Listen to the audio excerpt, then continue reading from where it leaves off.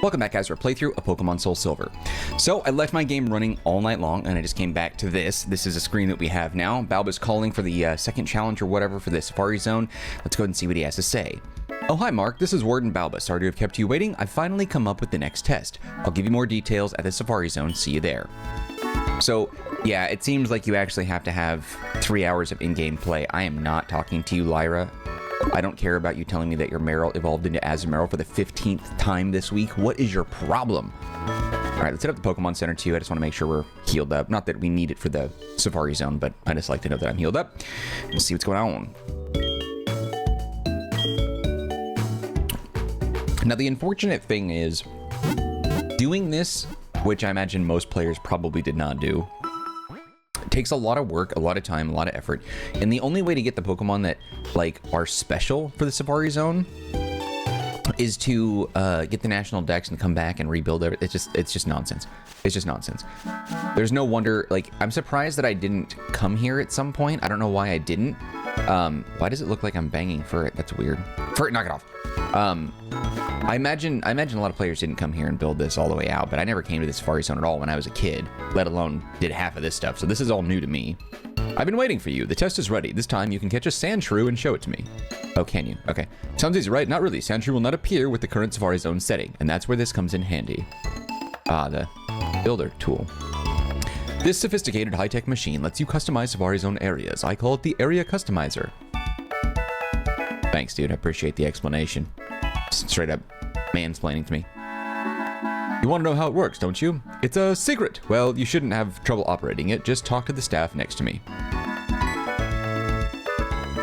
I almost forgot. I was in the middle of explaining the second test, wasn't I? You will not see Sandshrew with the current Safari Zone areas, so you have to use the Area Customizer to change them. Sandshrew live in the desert. Good luck. This is the Area Customizer. What would you like to know about it? Oh my god. Okay, so there's 2, 3, 4, 5 different options we can choose. This is Area Customizer. This is option 1 to read about. The Safari Zone has 6 areas. Plains area, Peak area, which I think is what we're in, right? And so on. The Area Customizer allows you to change the combination of these areas. Okay. Check out the machine and you'll see the Area Customizer screen. The lower window shows the current Safari Zone setting. Select an area with the A button to swap it to another. Okay. When you select an area, then select Swap, you will see 12 new areas. Select one of them by highlighting it and pressing the A button. Okay. When you select an area, then select Order, the area type will not change, but the location can now be changed. Wait, what did he say? Select an area, then select Order, the area type will not change, but the location can now be changed. Okay. I don't fully understand that. So I'm wondering, since there's 12 different areas, it's not... So initially when I was reading about this, I thought maybe you can organize them or unlock all the areas and then you can explore from, like, just, I could walk through that door over there and then I could go to area 1 and keep walking, hit area 2 and 5 and 8, 10, 12. But it doesn't seem like that's the case. It seems like if you unlock the areas and you put, like, when you walk through that door, you only get to go to one area at a time, right? I think that's what he's trying to say. Appearing Pokemon. Different areas have different Pokemon living in them, so when you change areas, you will see different Pokemon. Please do try the different areas. Alright, well, I guess we're switching from, I think, the Peak Zone, which we have now, here. Okay, so you don't really see it here, but so we have 6 different tiles on the small screen. So we have the Plains, Savanna, Wetland, Wasteland, Peak, and Swamp. But I don't see the desert. Savanna. What is the Savanna? That must be the desert then, right? Plain, Savanna, Wetland, Wasteland, Peak. Unless, I would think, Peak and Wasteland. I don't know what that means. Let's take a look and see what Bulbapedia says about this. 3 gameplay hours after completion of the first challenge, Balba will call the player and give them their second challenge. The point of the challenge is to get the player to use the Area Customizer, a machine that allows the player to move around and order the different areas of the Safari Zone. Using the Area Customizer to add the desert area, the player must catch a Sandshrew. When Balba is shown to capture any... Okay. Okay, so the block types... Plains, Forest, Peak, Waters... I want to see the list, though. So the desert is different. So the desert is not the same as Savanna and all that. After The player has both received the National Pokedex from Professor Oak and 3 hours of gameplay have passed after completion of Baba's second challenge. Baba will call the player to tell them that he has come up with a new idea of the Sorry Zone. We have to worry about that later. So I don't understand. So area setup. So it looks like, okay, there are 10 possible layouts that the areas can be arranged in by default when the player first reaches the Safari Zone. Between the 10 different layouts, all the areas are utilized at least once with the exception of the desert and rocky beach areas. Each default arrangement positions the peak area right in front of the entrance. Okay, so it is that. Yes. Okay, I see it now. So these 6 tiles, each of them has like a little connector so that you can go to like different rooms. I wish I could, like, you know what? Maybe I can show you. Hold on. Yeah. So this is what it looks like. I should have done that in the first place. Sorry. So you can see like the doors in between or like the pathways. So it does let you do that. So it appears to me like the Safari Zone can be ordered with all the different options, but like you can only maybe have 6 at a time. I'm not quite sure just yet. But like, so the Savannah is the one in the middle top. So here's the plains. This is Savannah. This is wetland, wasteland, peak, and swamp. So it looks like they're all here. Is the peak available? So if I click on peak, switch, Savannah, wetland, rocky beach, plains. Wait, what is the 1 of 2 over here? Forest, swamp, marshland, desert. Oh, cool. So that's how it works. Okay, so that means then I can build this out however I want. Okay, I understand. It's a little weird, but okay, so the Pokemon that are available in each one, let's see.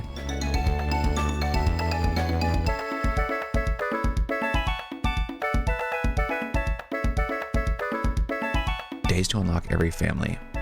So I might not be able to unlock those.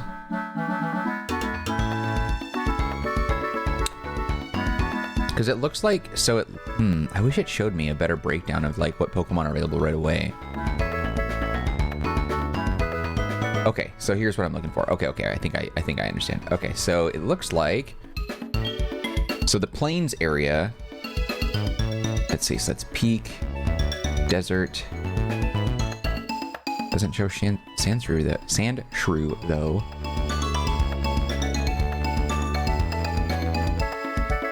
Don't understand that.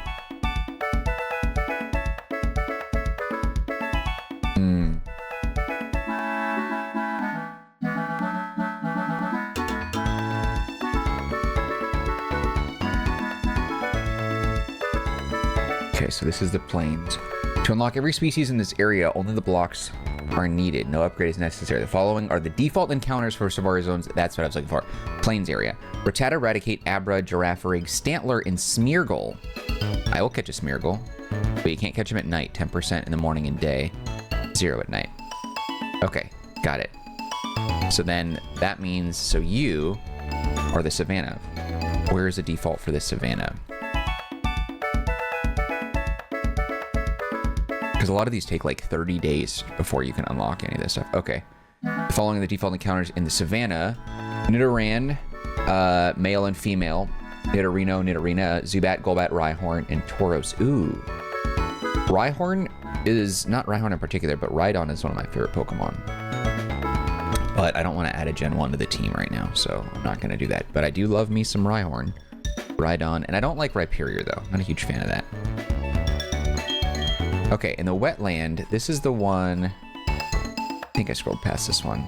Marshland, that was it. Swamp, forest, meadow, plain. Let's see.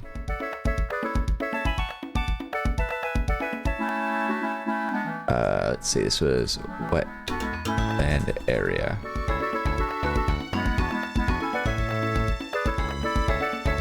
Okay, so the default for the wetland, Spearow, Psyduck, Golduck, Farfetch'd, Ditto, Sandshrew, Wooper, Quagsire. And it looks like all of these are, so far, every single thing here appears to be for both versions. So HeartGold and SoulSilver. So the swamp area. Okay, the default's there. Jigglypuff, Paris, Drowsy, Hypno, Sentret, and Murkrow. Okay. And then the wasteland area. This one has Fearow, Machop, Machoke, Magnemite, Onix, and and Kangaskhan. I would go for a Kangaskhan. Down for that. Yeah, and there's a lot of other Pokemon that show up after the fact. Okay, so there's a couple Pokemon that I'm going to go after then. So I'm down to get a Smeargle if I can do that now, and a Kangaskhan. Okay, so I think we got that. All right, sweet. Let's go ahead and do it. I don't think we need to... Oh, you know what? I do have to swap one out for the desert. I don't think the Wasteland has anything really interesting. We need to go and grab the desert one, which is this, right? Yeah. Okay, so that's desert now. Okay. Got it. Okay, so now I guess I should have just kept that. So now what I did is I just moved this over. So the desert is now over in the bottom right. So we had the wasteland here on the bottom right, but now it's the desert. So when I walk in through the peak area, really what I want to do is I want to go to the desert area, and then I want to go to the plains area, because these places are going to be where I can find a Kangaskhan, right? Let me make sure that let's see. Oh, sorry. The desert area has Fearow, Sandshrew, Sandslash, Cubo, and Marowak. Let's see. Kangaskhan is in the wasteland. Damn. Which one was this? What was the left? Okay, so I do want the wasteland back then. The swamp. And then the swamp. Do you have anything of interest?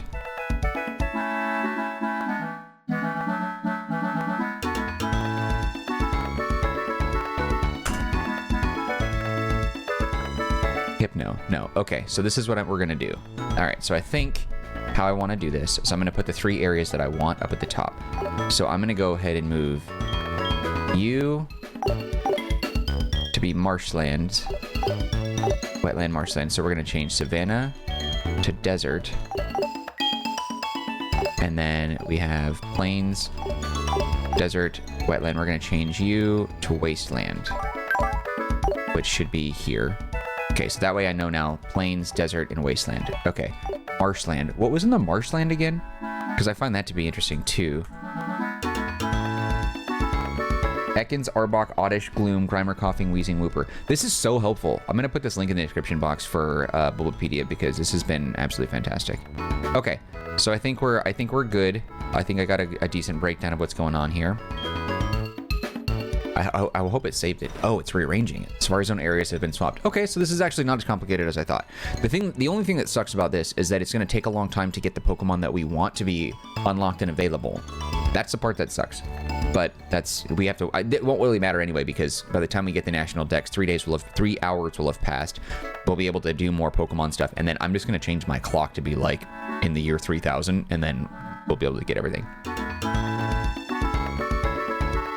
Because I really do want to get a Beldum and evolve it in a Metagross, and I'll swap that out for Alakazam. Welcome to the Safari Zone. For just $500, you can play the Safari game. You can roam the wide open Safari Zone and catch whatever you like. Yes. Alright, so we're going for it, man. I want a freaking Kangaskhan. I want a freaking Smeargle. Wait. Smeargle, let me look at something. It's not, hold on. Let me see. Let's see. Neo, Genesis. Something just popped in my head. I think he's part of Discovery. Let's see. Hold on. That's what it was. Okay. Yeah. Okay, so I talked about this before. It just jumped in my head. So I talked about this before. So right now my Pokemon team consists of the 6 that you see down below, but there's 6 core Pokemon that I really want to have as a team at some point to pay homage to my love for the Pokemon trading card game, specifically for Gen 2's Neo Genesis, the first of I think there's like 3 or 4 different Neos. There's Neo Genesis, Discovery, Revelation in Destiny, I think. If I'm right about that. I think. Neo Discovery, Neo Revelation, Neo Destiny. Yes. Okay, so there was the 4. Now, when I was a little kid, I was obsessed, and I still am obsessed with Pokemon cards. I've got a massive collection that I really want to show someday, but only if people ask for it. And there were so many Pokemon that I got in the card set that sort of like resonated with me, all the shinies for my team. Ampharos is one of the reasons I have the Pokemon on my team, actually. So Ampharos, Azumarill, Blossom, I want to say Slowking, Steelix, and Togetic. Those are the ones. Those are the 6. Those are the 6 that I want to have on my team. And I remember that now because I was just thinking about Smeargle. I don't know why that just had a little stroke. Smeargle was part of the Neo Discovery set, which is a second set, which is one of my favorite cards. Oh my god, I'm so excited talking about this, and I really want to show you guys this so bad. But the thing is like my Pokemon trading card collection is like I'm gonna be buried with it. You understand? And so like I really want to show you guys the set, but I also like don't want to feel like I'm bragging about it. But I really want to show you and talk about it. It's like, but anyway, so these, I'm looking down this list, and I have, because like I have a complete set of the Neo Genesis cards in first edition. That's my humble brag right there. And so I have all these, and Pichu and Skarmory are big standouts for me as well, as was Heracross. But the other ones that I mentioned before, Ampharos, Azumarill, Blossom, Steelix, Togetic, and Slowking. Those particular 6, I believe, were among, and I think Pichu was around there too. Those particular 6, including Pichu, which would be 7, are like the first holographic cards I ever got in the Neo Genesis set, because I bought like a ton. Actually, that might be a lie. I think the first, this is gonna sound like total BS, but I promise you, I promise you I'm like 98% sure this is true. The first pack I ever bought of Neo Genesis cards, look it up on Bulbapedia, it's beautiful. You can see all the cards there and you can see what I'm talking about. The first one I ever got was a first edition Lugia, and I still have it. I have 2 actually, and they're like mint condition. I remember I got the first edition Lugia, pulled that out, put it in a pack, and then put that away, and that was it. The only other time that I can remember getting a first edition that I lost my absolute like mind about was a first edition Espeon for Neo Discovery right after the fact. That one, as soon as I got that, like dude, I was so careful putting that into a sleeve. I still have that, and I think I have 2 of those as well. Sorry, I know I'm bragging. I'm just like, I'm not, it sounds braggy, and I'm not trying to. I'm just really proud of my collection. I put a lot of effort in tracking these down, and just as I'm playing Gen 2, like I think about that a lot. Like there's so much wrong with Gen 2, and we've talked about this at great length between my Gold playthrough, my Crystal playthrough, and then now this. Gen 2 is so important to me. I love it so much, but it sucks, right? And this game obviously fixes a lot of those issues, but it still has a lot of issues. I'd say it's like a 50-50 split. 50% of the issues the game had in Gen 2 has been fixed in the Gen 4 remakes, but that doesn't change the fact that there's still a bunch of BS built around the system in terms of like the Pokemon available, the TMs available. Like I think the main, like the problem is they took the stones, they took the TMs, they took a bunch of Gen 2 Pokemon and they threw them over in Kanto, and that pisses me off because everything that's new should be jam-packed in this game, and if not in the original like trilogy of Gen 2s, it should be in the remake without question. Like without question. Is this grass? No, this is just interesting. So that's a patch of grass and this is not. Okay. Like don't, like everything else in Kanto should be extra because you can't really do much over there. You're just battling the gym leaders and that's it, which is really annoying. Where is, how do I get to the next area? And so when I'm playing Gen 2, because it's super, wait, oh, there's no transition. This isn't the I thought it was gonna be like walking through the door and then maybe it would just like load into a new area, but no, this is it. You jumped right in here. So this is the new area. There's no loading screens between the 6 zones. Very interesting. I didn't know that. That's the crossing point right here. Fascinating. So anyway, so talking about Gen 2, I just think about my trading card game because obviously like I got the cards, you know, around the same time, more or less. I can't remember. Maybe before. I don't know which came first, the cards or the game. But I got them and it was just, it's such a big deal to me. You don't understand. My childhood was not a good one. But there were certain things I did to offset that, and admiring and collecting Pokemon cards was like a big part of it for me. Okay, I wish that there was a map to kind of tell me like where I'm at and what I'm doing, because I also forgot the order. I believe I left, damn it. It should be desert in the top right? Okay, so let's grab the Sandshrew first. That should be the main focus, right? I think that's probably number 1. Then Kangaskhan is here, and then we have, wait, is this the, wait, no way. This isn't the desert. What the hell? How do I, damn it. I wish you could see. Does it show me the Pokegear? Does it show me the map? Like, while I'm in it? Because I honestly totally freaking forgot, dude. No, it doesn't. It doesn't give me what I'm looking for. Interesting. So this is... Okay, so this must be the lower level. So this is the peak. So I don't need to be in either of these because this is where I just came from. Okay. So that means I don't need those. I don't need this one. I do like this area, though. And then this is the transition into the next area. So that means whatever is over here, this area, it has to be where you find... what's it called? Smeargle. I keep forgetting his name.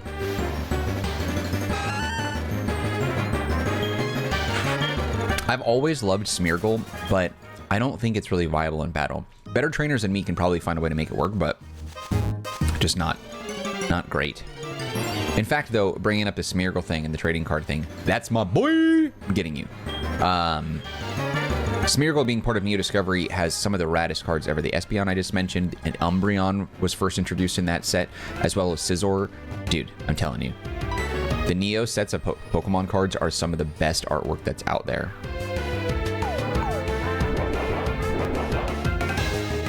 I do wonder why you can't beat these Pokemon up. Like, you know what I mean? Like, why is that not an option? Like, why can't I throw my own Pokemon out there and take them down? You know what I'm saying? Come on, Smeargle. I knew that wasn't going to work. Okay, let's see. I'm going to throw some mud at him. Like, I don't really understand the point. I'm going to throw another mud. This is going to be... So he's at 0. This should be -1. He might run. Okay, cool. Ball. I really want Smeargle. Hell yeah, boy.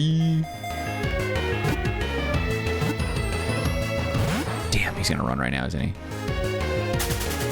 Damn it.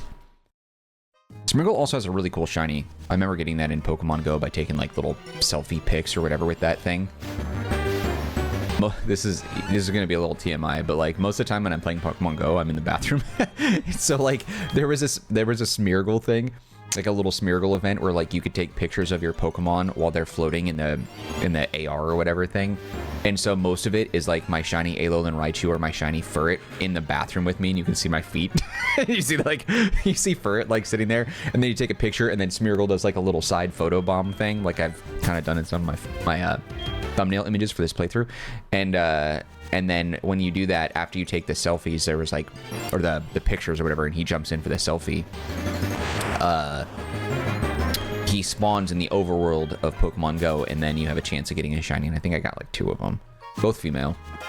But I got them both transferred to Pokemon Home, and I can now import them in any of the Switch supported games, so. But it was super funny, dude.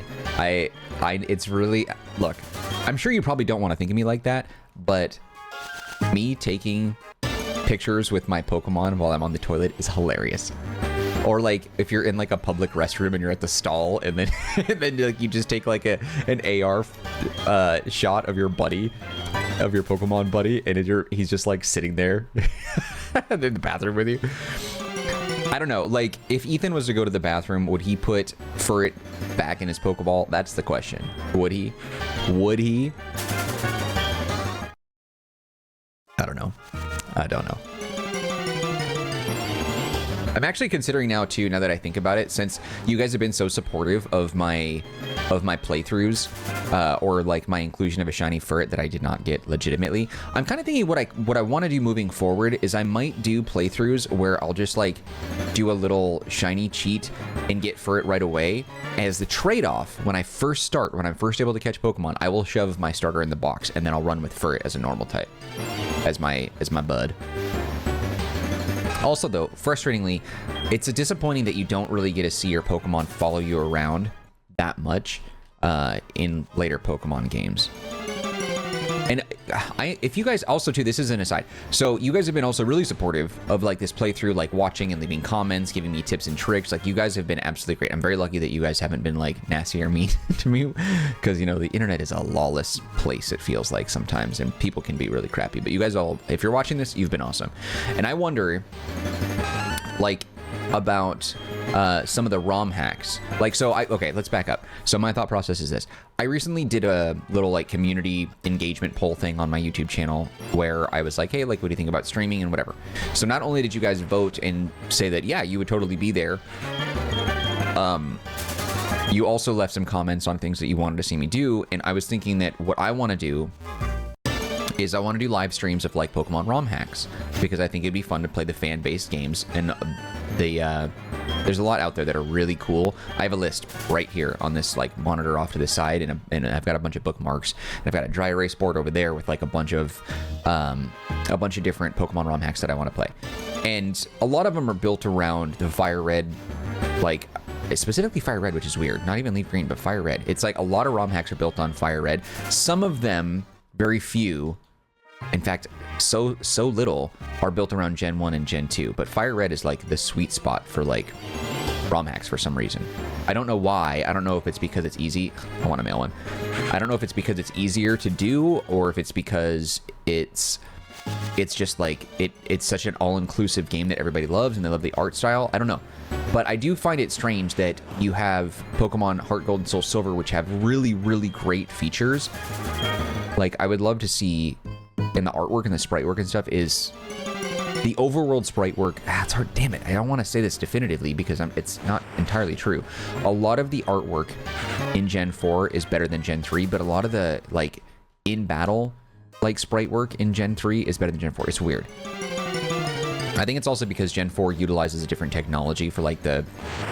Was Gen 4? Gen 4 wasn't 3D, was it? Did it utilize 3D stuff? Because I know you had the DS and 3DS and they were backwards compatible. No. DS was compatible on 3DS, but not vice versa. It's weird. I can't remember.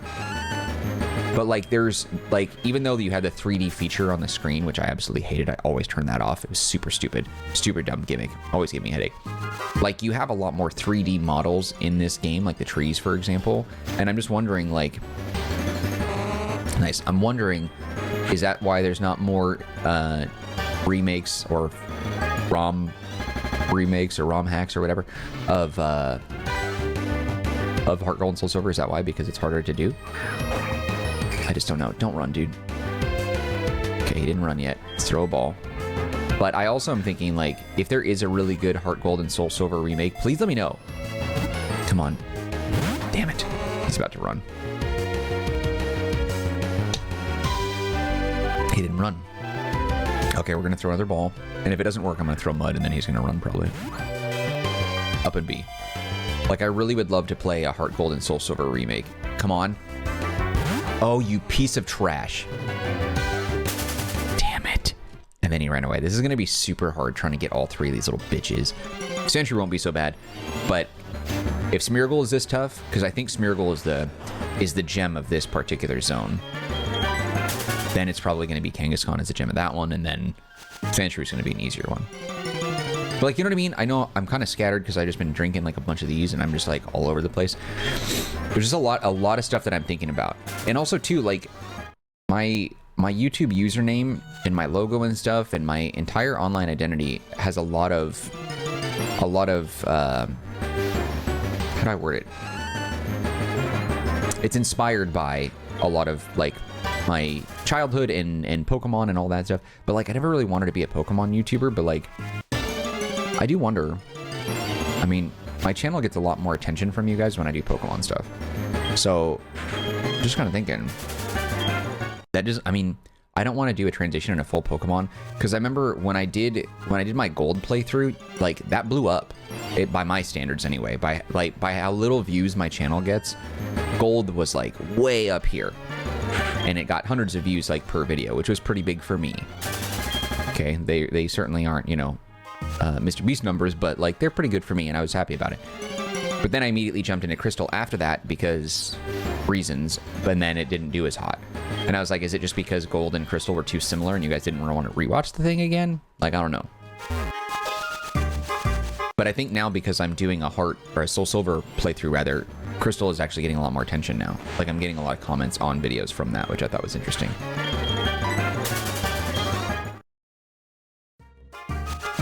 But, and I bring that up because I'm just wondering now that I'm doing SoulSilver, like, I obviously am not going to do HeartGold immediately right after. I want to let it simmer a little bit because HeartGold and SoulSilver are so similar. I'll do a HeartGold one, you know, maybe like in a year or something. But, if I do like a Pokemon playthrough like immediately after, is that going to be, are people going to care? Are people going to want to see that? I think if I did a live stream of it, I think that would be a lot of fun because you guys could tell me what you want me to do, like, right when we start. The hard part is, though, is that everyone has different schedules, so I got to figure out like the best way, the best time period for everyone, so I can try to get as many people in there as possible. Then I got to set up like screen alerts and everything else too. I got to figure out how to do that. I used to do that with Twitch a long time ago, but it's been a long time since I've actually like really put some effort in streaming. I think there was a couple streams I did in the past year for like Fortnite, but like nobody cared. It's also tough because for me, playing games like Fortnite and doing a stream is really hard because you're trying to like survive while also trying to engage with the audience. Now, you would think it would be easier because there was like nobody in the chat, but I just don't think my audience or my channel here has any real interest in being a part of like anything Fortnite related. But Pokemon is different. I think that'd be unique. Do a special stream only Pokemon playthrough thing, but then I don't know if I would do it daily. Probably not. I'd probably have to do it like every weekend.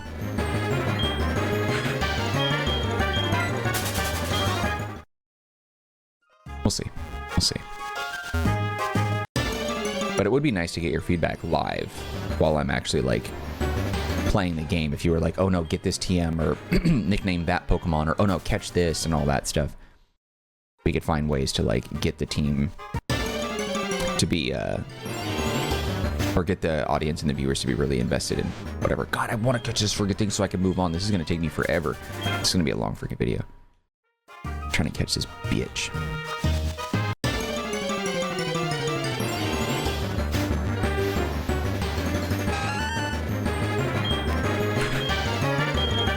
It does suck that this is like really luck based. I really wish that there was like a way to increase your chances based off of skill and strategy, not just luck. It's unfortunate that it works that way. If we don't see another Smeargle here in a few moments, I'm going to go to the next area and then try to catch Kangaskhan and then get the Sandshrew and move on. Also, too, it makes sense now why they removed the timer and the steps thing, because like this whole system is very interesting. It's not perfect, but now that I understand it a little bit better, it's kind of cool. I just wish that they didn't lock you out of stuff. 30 days, man, come on. You could beat a Pokemon game like in just a couple of days. So it's a little frustrating that you have to wait like 30 to 80 days or whatever to unlock everything. But we'll get the National Pokédex, and by that time, so much time will have passed. And then you can catch whatever. Still. Okay, within 5 more Pokemon, we're gonna, if they don't have a Smeargle, I'm gonna leave.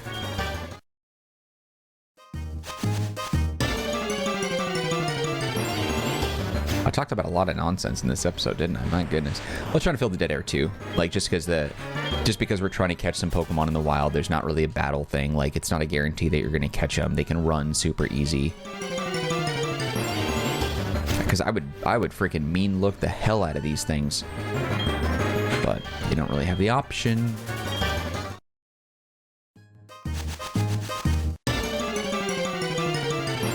My dream would be for Game Freak to, I mean, there's a few different things in Pokemon that they could do to really like change the world, right? If they were to make a Skyrim sized, and this is, you've heard this 100,000 times from me and from other people, I'm sure. If they had a Pokemon game that was the size, scope, and depth, a Pokemon game that was the size, scope, and depth of Skyrim, with the same visuals as Breath of the Wild, I would be flexible on that too, because there was actually as an aside, there's an artist that I saw online that made like a mock-up game of Pokemon using the original Gen 1 Ken Sugimori artwork, and he actually created a moving model of Trainer Red walking through Viridian Forest and seeing bug trainers, wild Pokemon like in the grass and stuff like that, Pikachu as a companion, and he did it all in the same like art style as Ken Sugimori, so it was all like flat. It was like all flat cell shaded, but it looked like Ken Sugimori's characters, like with a 3D spin. It was absolutely breathtakingly brilliant. It looked so amazing. That I'd be cool with that too. You wouldn't have to have 3D graphics if you did a cell shit like that. I would be totally down. But just like if they made a game that big, like a massive RPG, and like I really liked Legend of Arceus. I loved the fact that your trainer could take damage and that he can dive and throw Pokeballs and stuff without a battle. I loved when you were in battle, you could move the camera around. I loved all that. They got rid of a lot of that stuff in Violet and Scarlet, which that game sucked. Super buggy, super boring. You couldn't go inside buildings. Removed a lot of the things that made Arceus good, but it looked like crap. Like it honestly didn't even look like a PlayStation, maybe PlayStation 1 graphics. Terrible. The animations for the Pokemon were bad. The Pokemon didn't feel alive. The entire like world did not even feel like the people in it were alive. They were just stiff standing there or like walking back and forth. It was just super uninspired and very pathetic. I'm like, how does a franchise like this have Game Freak as a developer still? How is Nintendo not pass it on to someone else? Now, the truth of that, like, is the fact that, like, Pokemon, while it's the biggest franchise in the world by such a large margin, it eclipses the next one. It's the most profitable franchise on the planet. Significantly. But they don't make most of their money from the games. They make the majority of their money from other various merchandise. So they really don't care to invest in the games because they'll sell enough just to... It's like the games are basically like advertising Pokemon. Players will buy it. It'll sell, you know, a reasonable amount of profitable copies, or a reasonable amount of copies for profit. Okay, let's try this again. This is the last one we're going for. And then people just buy plushies and t-shirts and action figures and trading cards and whatever. I just wish they would really do more. Don't run, dude. Don't run, don't run, don't run. Okay, he didn't. Focusing on this for a minute. I just want to throw more mud. Don't run, don't run, don't run, don't run, don't run, don't run, don't run, don't run, don't run, don't run. Don't run, don't run, don't run, don't run, don't run, don't run, don't.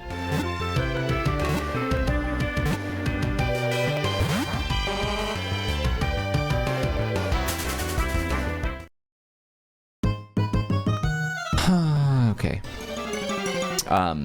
So it's probably one of the reasons why they don't make the game that big. Oh. Okay.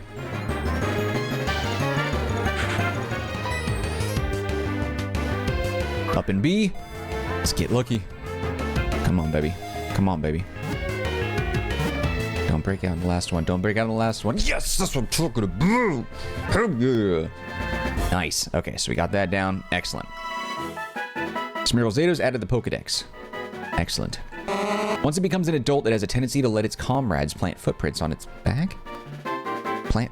What the hell does that mean? I don't understand that at all. Does that make sense to you? Love you, Smeargle. Okay, cool.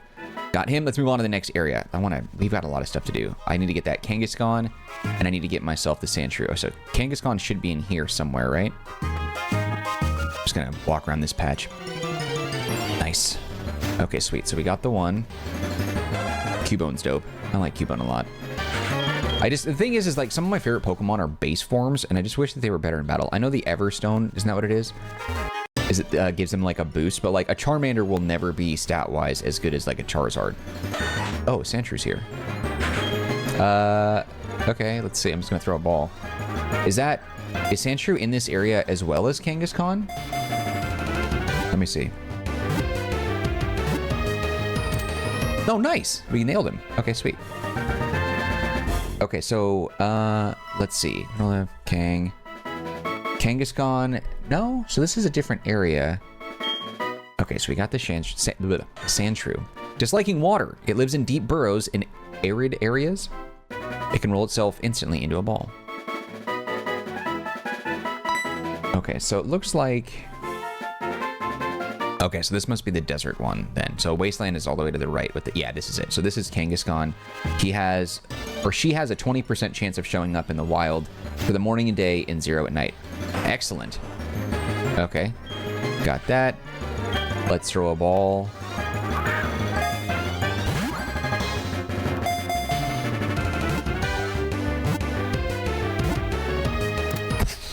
What's I talking about, son? Okay, sweet. All right, cool. Got Got ourselves a Kangaskhan. Kangaskhan stated added the Pokedex.